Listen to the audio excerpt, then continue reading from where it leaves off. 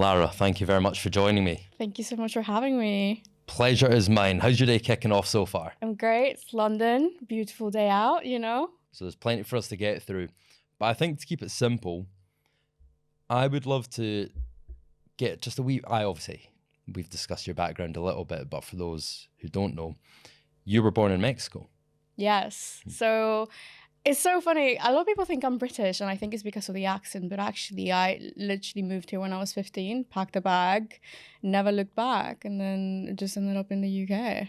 So how did that come about, though? Is because did you want to come or something else led to that? Yeah, so it just one thing led to another, and under like a weird circumstances, my parents were like, "You're going to go to England," and so I packed a bag, packed my suitcase, took a one-way flight ticket, and then landed in London from Mexico. I imagine that was one hell of a cultural shift. It was the craziest shift ever. Like it was a shock, honestly. I didn't know what to expect. I was expecting to move to London, like peak Piccadilly Circus, everything. But I was actually in the middle of nowhere. Have you seen this film called Wild Child? No. It's a film that I really relate to because this girl that is in LA and then her parents are like, you're going to boarding school. And then she expects to be in London, shopping, living the life. But in reality, she got sent to the middle of nowhere where there were no shops, no bars, nothing to do but study. And that was literally me. I got sent to the middle of nowhere, near Exeter, actually. And there was nothing to do. There was just one pub nearby, one shop, and the school. That was it. And I was like, this is not London. Well, so like, how was that like cultural shift though? Because you, not even just in the expectation level, you were meeting British people, which are probably different from what you're used to dealing with in Mexico, and especially in a boarding school. So it was a new city culture, well, country culture, but also like a boarding school situation, which is quite intense and severe, I'd imagine. Yeah, it was wild. I don't know. It wasn't as much as a shock as I think a lot of people would have had because I was just so ready for a change. Okay. I was just ready to live life. And I didn't know what that life was, but it was certainly not what I was living. And the shock for me was living my old life behind and being able to create a new one. That was the main shock. And I think when I realized, I was like, oh shit, I have the opportunity today to pick who the fuck I want to be. No one knows me. And I can be that person that I've always longed to be. And I became that person. I mean, at 15, it's quite a young age. And you, like you said, you had this clean slate. Yes. Who did you want to be at this point? I wanted to be someone that I would be proud of, someone that was strong, intelligent, kind, smart, fierce, and loving. And I think I meet that criteria right now. Why didn't you think you were that at 15 though? I lived, like many of us, I was extremely bullied when I was a child. And a lot of us go through the same experiences of bullying, some of us less and some of us more. And I think that experience really sheltered me from my true potential. And a lot of people tried to dim my light. And I was trying to fit in places I didn't belong because I was always meant to stand out. And being so bullied, I just couldn't see myself being anything anymore. So during life, like growing up, I was living life in cruise control where I was living day by day rather than looking forward to the future. I wasn't imagining who I would be because, quite frankly, I always thought I'd be dead by 21, 22. And it's very, I don't know, taboo to talk about this types of topics, but for me, it was very real. And that is my reality. And then when people right now ask me, what's the plan? I'm like, I actually have a plan now. And it's so beautiful that I actually overcame that shit and became who I wanted to be. And all of it started because of that single decision of moving to the UK. So when people say all the time that, like, there's a saying, and it's, when a flower doesn't bloom in a room, do you blame the flower or do you blame its environment? And I blamed my environment. And for that, I'm forever grateful to the UK because it gave me the life I knew I deserved. Mentioned purpose there as well. Having that, do you think that gives you that easier way to angle in for I choose to win because you've got this purpose to work towards? Yeah, I think the concept of purpose is so crazy because when you're struggling, the first thing you do is you go to Google how to be happier. How do I deal with this?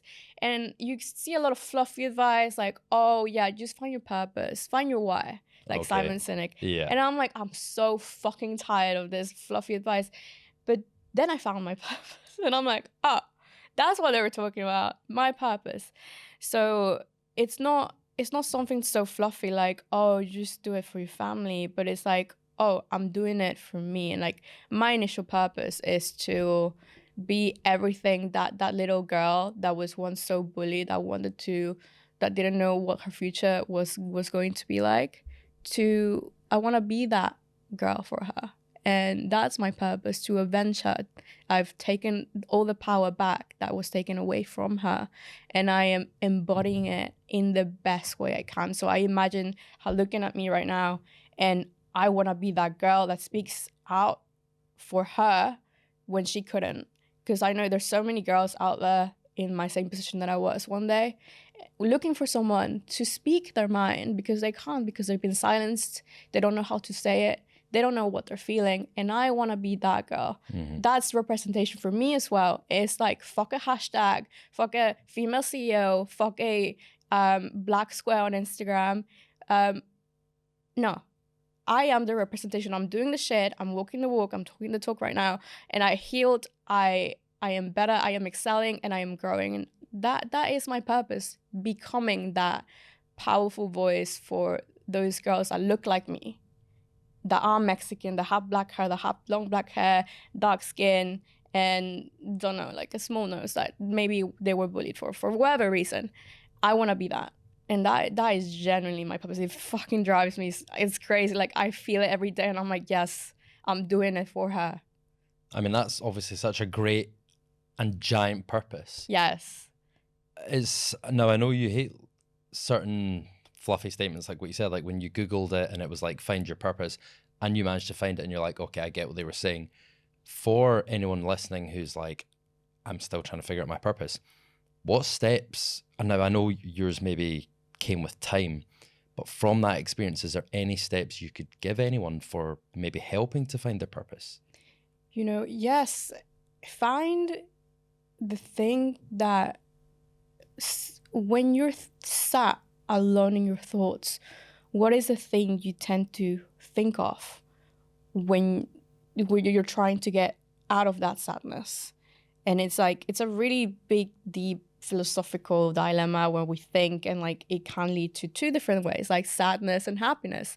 And when you're leaning towards that happiness, what is it that is helping you go that way? And for me, it was like, I want to be better. Like, I want to show everybody that I'm better than they thought I could be. And I think then like I started grabbing pieces. Okay, then I'm gonna do this to be better. Like, I'm gonna go to the gym, or like I'm gonna try and study a little bit harder, or I'm gonna improve in this way. I'm gonna take X, Y, and Z lessons to become better. And slowly you start compounding little things. And like everybody says, it's about being that 1% better every single day for yourself.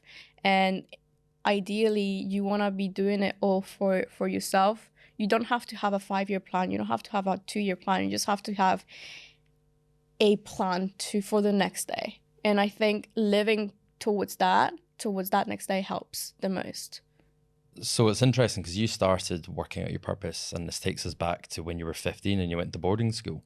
What was those little steps that you were taking at that time? It's weird because those first 3 years when I was in the UK were incredibly transformative, but also incredibly challenging, because in one part I was changing, I was evolving, I was speaking English, like a completely different language, for example. Like, that changes things. Like, that's a big change. Completely different setting, completely different friends. So how can I choose the best friends that I can be with so I can excel? Because like your network is your network, and those people that you surround yourself with are the ones that are going to build you. So if you surround yourself by 5 winners, you become the 6th. So I chose my friends smartly, and I was like, I looked at the room and I was like, who is the most extroverted one? Who's the smartest one? Who's the one that is the funniest one? I picked all the traits that I wanted to be, and I surrounded myself by people who were like that so I could become that.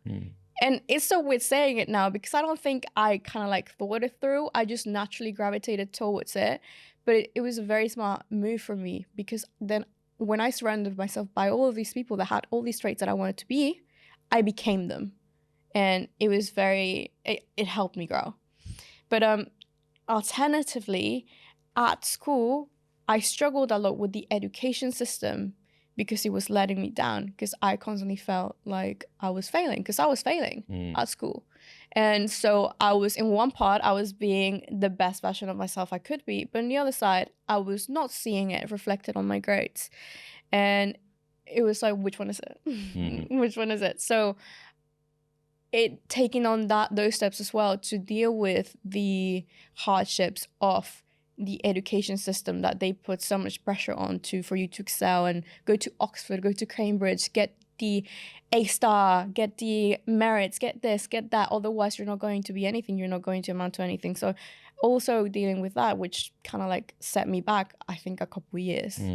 You had the right circle of people around you, but listen, Shoaib, who's obviously a mutual connection, we spoke about the education system in his episode, and I could go on the same rant I did then, but it's not necessarily fit for purpose. It doesn't work for everyone. To me, the education system meant everything. Okay. And that was the worst part. I really did let it define me.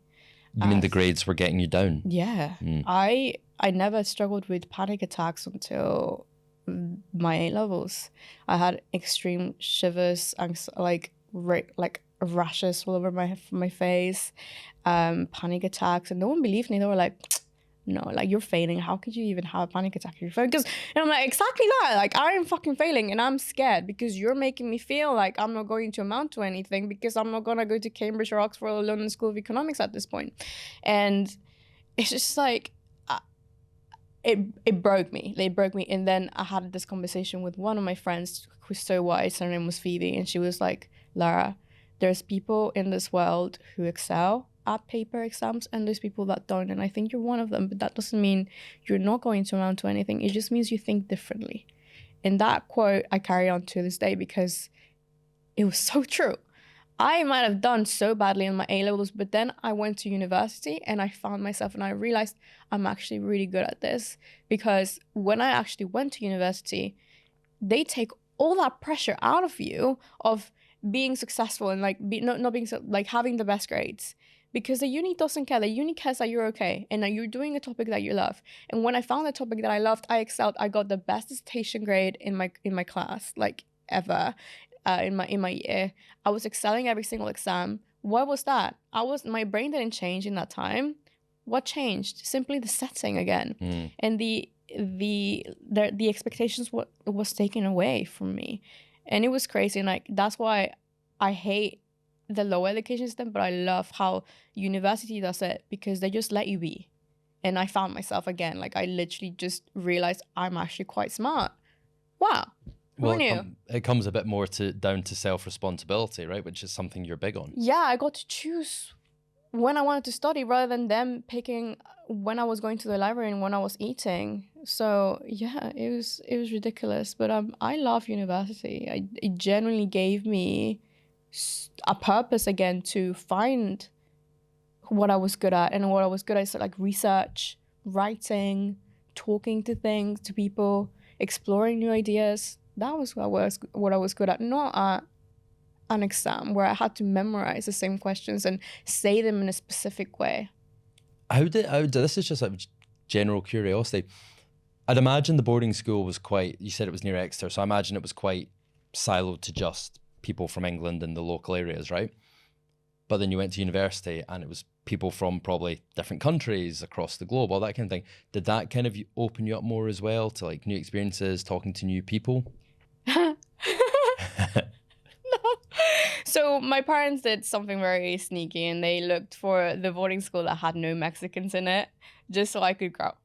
And they wanted me to fully embrace the British experience. Yes. So because they wanted me to have the British accent and the mannerisms and my dad wanted that for me. So he made sure that I wasn't around that many international people because he wanted me to adopt to the culture.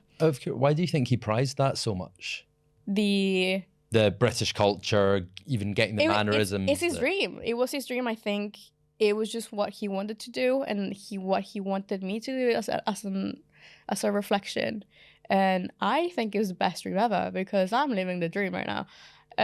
He studied at the London School as well. Ah, okay. And I think when he left here, he honestly said, I want my daughter to have this life. Okay, nice. And he manifested that onto my life, which is very magical. That's good. It's nice that it worked out as well, and it's been such a positive experience. So back to university, because it's more than just the educational experience. Also, sorry, what did you study? Business. Business, okay. So you were doing business. What other things were you getting involved in at university at the time? Lifting. There, yeah, that's it. Yeah, that was I was going through a very leading question there. Lifting. Powerlifting. Yeah, powerlifting. It became like a big part of your time there, didn't it? Yes. Why did you choose to pick it up in the first place? So, long story short, my boyfriend at the time was taking it on, and he was incredibly obsessed with it. And I was like, what is this? And he was like, hey, like, let's go to the gym and do that. And I, like every single girl, you want to get fit and you want to go to the gym, but most girls have like no idea what to do at the gym when they start. Like no one kind of really gives you any guidance besides cardio. And I was like, I'm doing cardio and I hate it. Yeah. So he took me to the gym. He showed me the ropes. I was like, I was hating it because when girls, or at least when I did, go to the gym for the first time and enter the weight section, it was very overwhelming how many, like all the men with testosterone and the sweat and the grunting. And I was like... Almost like intimidated? I was so intimate. I was so scared of doing anything wrong. Like you don't know if they're looking at you, if they're looking at you, if they're judging you. And then I started learning powerlifting, and I think going head first onto strength training rather than anything else really built me as a person. I think it gave me all the confidence that you see today. Because I know that I can lift weights better than men. Like sometimes I'm like, look at me, like you can do that, I can do that too. And before I was so scared of going onto the gym and doing anything, but now I'm so secure. I can walk into a room filled with men lifting, grunting, and I'm like, I can do that too. I can do it better than you. Watch me. And it was great. It's honestly the best thing I could have done for myself. This gives us a nice segue into Lara's move into the social digital world and that identity, because you started sharing your powerlifting journey on social, right? Yeah. Your Instagram page, and you started building up quite a following.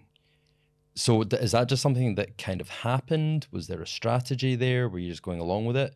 Tell us about that journey. I don't know. I think I just always wanted that spotlight for some reason. I grew up watching influencers like Logan Paul, Vine Days, like all the funny people, and I just wanted that. Like I was like, I think I could be kind of good at that. Like I always loved videos and filming myself, and I found, you know, the OG Gymshark influencers, Grace Beverly, Lex, Griffin, Nikki Blackhatter, all the Gymshark people that were coming onto the influencer scene. Like it was very new when I started lifting, and I was seeing all these people posting their workouts online, and I was like, I can do that too. And they were getting so many likes, so many followers, so much press. And I was like, I'm doing that as well.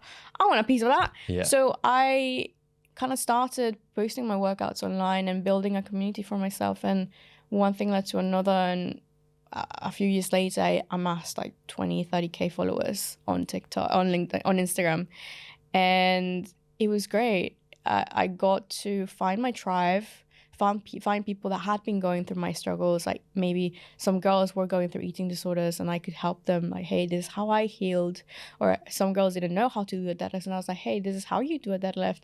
And it was incredible how just me by posting my journey and how I improved, or like how day by day I was getting stronger, I was building this community of women who wanted to be the same and that loved me for that strength.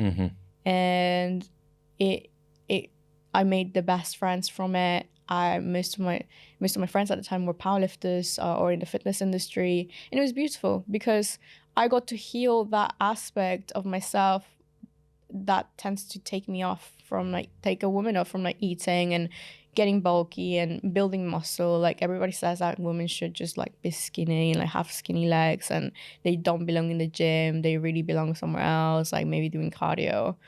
And I was like, no. And there were so many girls that also disagreed. And I got to be part of like that movement of empowering women to take control of that. Yeah, there's a real beautiful community aspect to it. Did you know that was going to come from it though? No. But that was just a really nice cherry on the It just cake. came from it. And the powerlifting community is incredibly tight. And I saw that, and then I started growing. Like people in China were like looking at me, like people in Dubai were looking at me, people in India were like looking at me, and I was like, this is beautiful, I love it.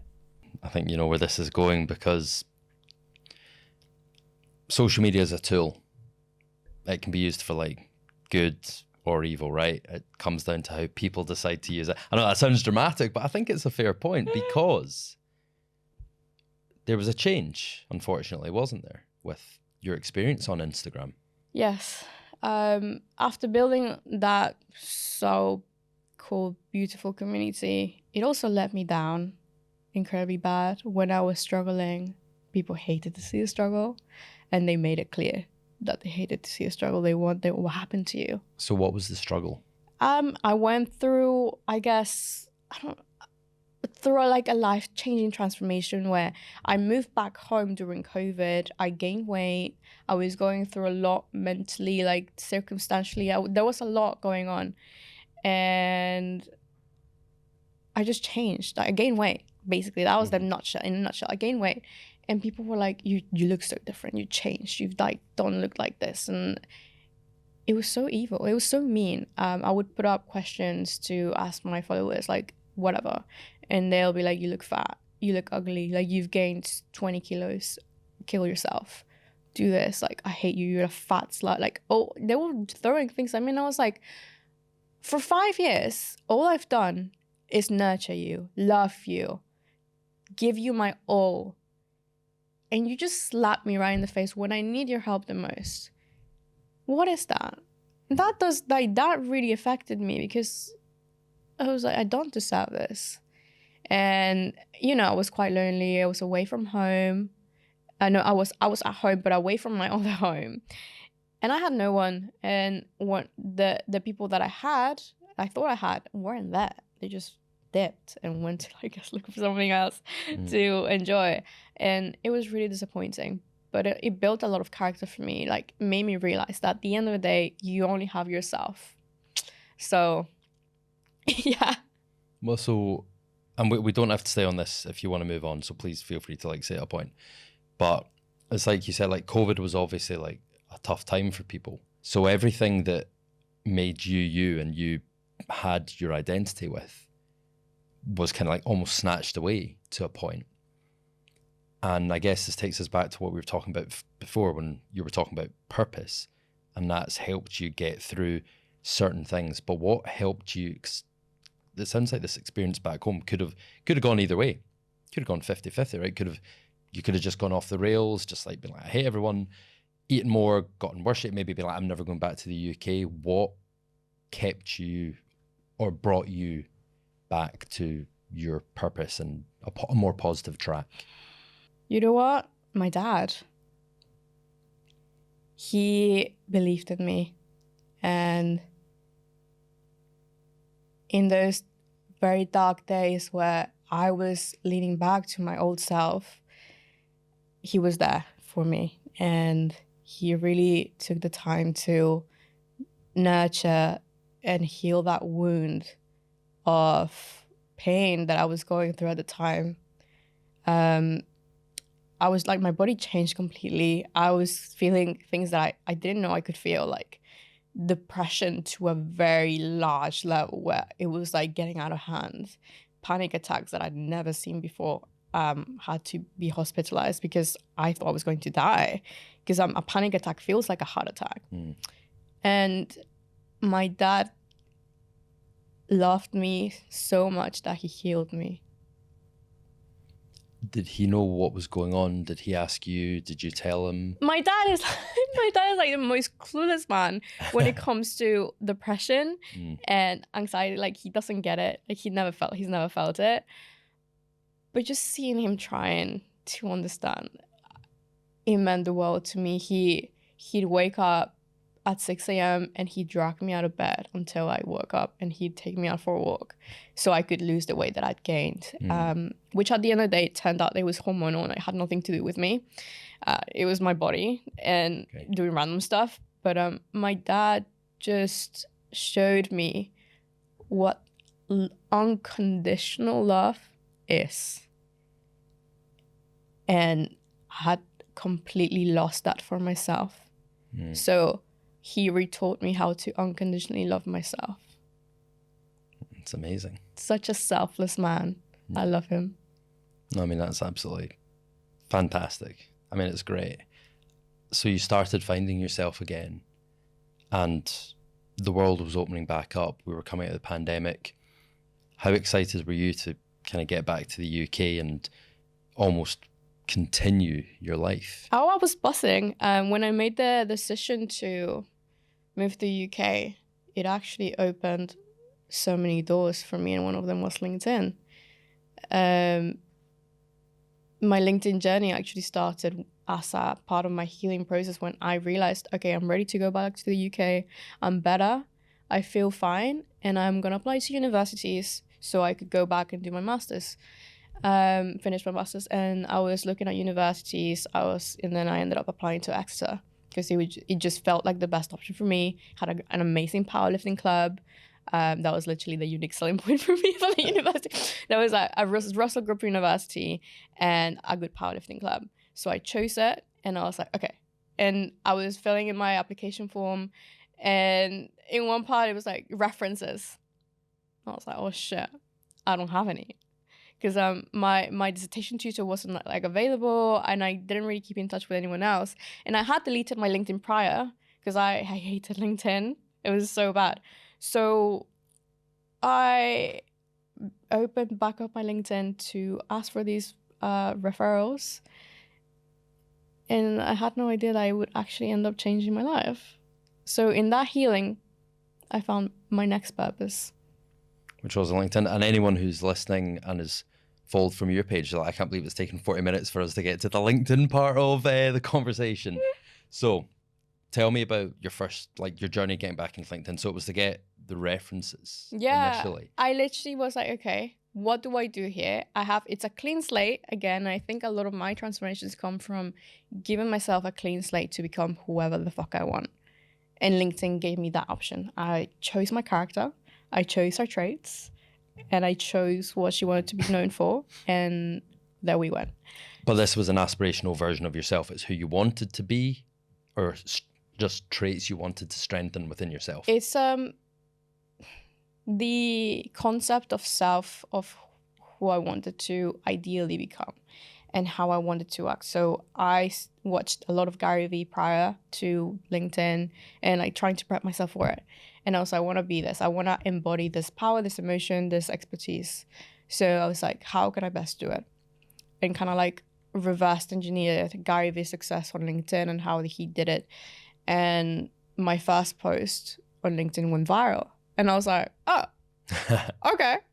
And me having gone viral before on LinkedIn, on TikTok and Instagram, I was like, this is something like I've never seen before. The power in this community is different, and I can feel it. Because I think I'm quite lucky because I've had all that experience of like building communities before and building a following. So I kind of could tell that something was going on, and I had to tap into it. And I knew how to tap into it because I had built my following before, like our community.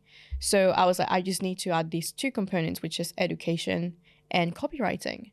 And I study like crazy for that. I learned everything I needed to know about copywriting, I needed to know about marketing and whatever else. I just took bits and pieces from like the best creators out there and applied it. And like as I think it's back, like it really mirrors my school experience where I surrounded myself by the best, and then I became the best at what that I ended up doing. So what triggered the moment from just being, I'm just going to get some testimonials, to I'm going to build a community, that one viral post, and that's where you're like, there's something here? Yes. I when you go viral, you can't stop. You're chasing that dopamine. You want that. I was like, I need it. And I was like, how can I get the next one? So for me, it was, I'm going to set up a calendar, a schedule to post every single day. I'm going to try and make my content pillars. I'm going to try and find the best people to network with. And I'm going to show up authentically for myself and trying to repeat that process every single time. Yeah. Now, we're obviously at a point where now that's all gone successful and gone really well. Were you apprehensive at all at first because you'd been through that social media community experience? Was there any fear, PTSD, anything like that? Yes. I was a bit scared. And it kind of reflected on how I portrayed myself at the start. I was very much trying to just talk about marketing and trying to copy others. And that makes sense. Like, you try to emulate the best, but in that emulation of the Schwabes, the Sophie Millers, the Sam Winsberrys, I lost my identity that makes me so unique. So I wasn't growing. And then I was just playing around, and I felt like I wanted to have some fun on LinkedIn, and I just made a post completely myself, like a unhinged version of myself. Well, tailored to LinkedIn, obviously. Of course, yeah. And it did really well. People were like, oh my God, I love this. Like, this is so funny. You're so funny. And I was like, oh. So you're saying that all it takes to grow on LinkedIn is authenticity. Shock. So then I actually just started tapping more into that bit of myself that was missing. I was still giving marketing value and valuable advice, but I was being more myself, and in the way I communicated, in the way I was being, and it really helped. You mentioned being authentic. Shock. Is that because if you look back on Instagram, even though you were sharing your powerlifting story, do you think you were inauthentic at any point during that? Or I think authenticity is really hard to explain when it comes to copywriting, because how could you be authentic when you're just writing words? It's easier to be authentic on video because you can see faces, expressions, voice. Instagram stories allows you to do that. Even when you're commenting back and forth on Instagram, it's like more light. On LinkedIn, it was like on top territory. Like, this is meant to be a professional network for all people, right? Yeah. How am I authentic in that way? How do I go beyond the, hi sir, how are you? I would really like a reference to a, hey guys, like today we're going to talk about marketing in a really fucking cool way. It's a really big gap because it's just like you're not used to it, and your brain is actually not wired to think like that yet. So it's a complete change of thought. So how do you feel, what's the best way for somebody to inject their personality? Because I guess you haven't experienced it. Most people have like amazing, beautiful, shiny personalities, and then they go into the corporate world, office jobs, and that's where they have to become this kind of what you mentioned there from the platform, you know, hey, how are you? How are you doing? You know, that small talk. Look at the weather outside. So some people, and this is me projecting, have been doing that for so long that it takes time to ease and to start, because everyone wants to be themselves. Yeah. But it's how do people get past themselves and that corporate bullshit they've been doing for so long to ease into being comfortable? I think understand. I call it the FaceTime effect. It's been said before, but I call it that. And it's just like, how would you explain something you love to a friend on FaceTime? Talk like that online, because that's how we're building our personal brands. They're personal for a reason. They're not business brands. They're personal. So pick a topic or a series of topics that you enjoy know how to talk about them, study copywriting for them, study psychology, and just explain them in a way you would talk to them to a friend on FaceTime. And that is put so simply, and it makes you reflect, okay, yeah, if my best friend was asking me how to build a marketing strategy, how would I say it? Just type it out. And then obviously you're going to have typos and you're going to have grammar mistakes and you might want to change a few lines and make it a little bit more aesthetic, but that's essentially it. And that's what helped me the most.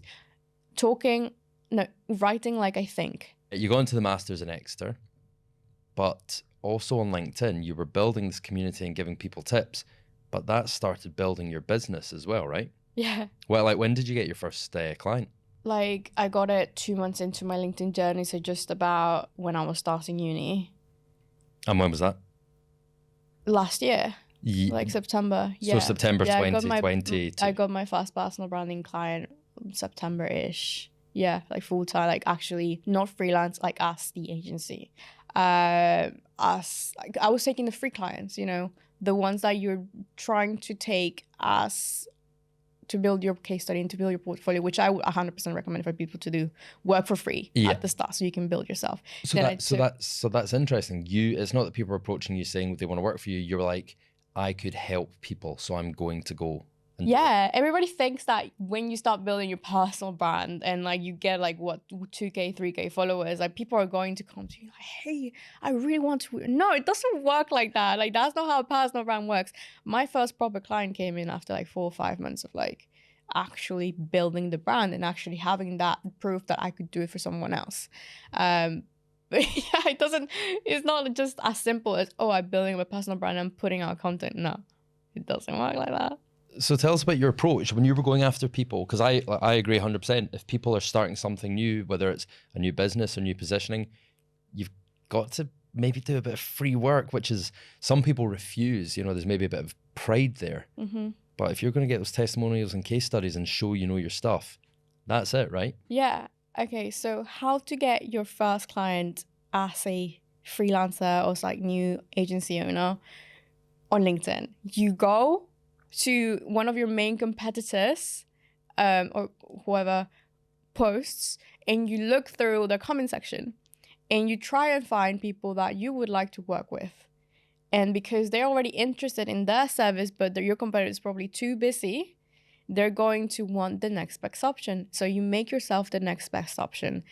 So you take that, like it's like almost like pre-qualified leads that kind of already warm, but not to you, but are warm to the idea of having a personal brand. And then you make your content high quality, so when they look at your profile, they're like, okay, they know what they're talking about. Then when you add them, you send a personalized connection request that makes them know that who you are and accept you.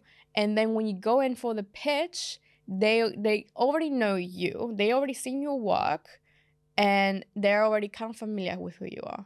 So that's how I got my first client, by stealing someone else's audience and making it my own, which works really well.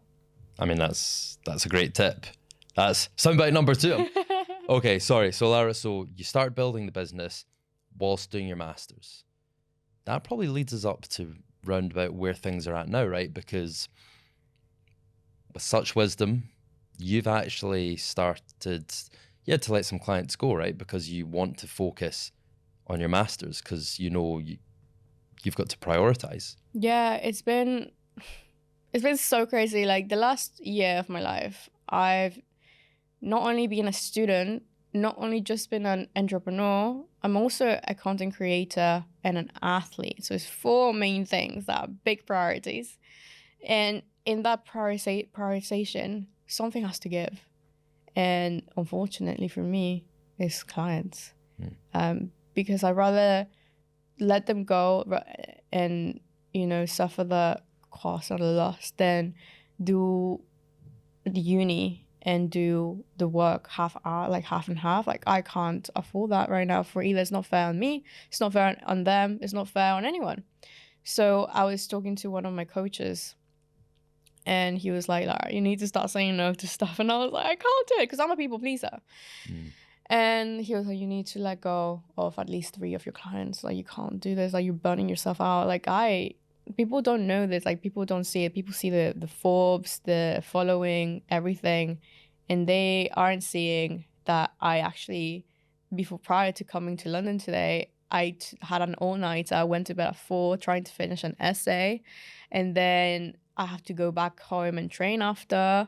And then I'm doing this in the middle. And it's a lot going on. And so, like, something has to give. I'm not made of steel. I'm not made different. I'm not built different.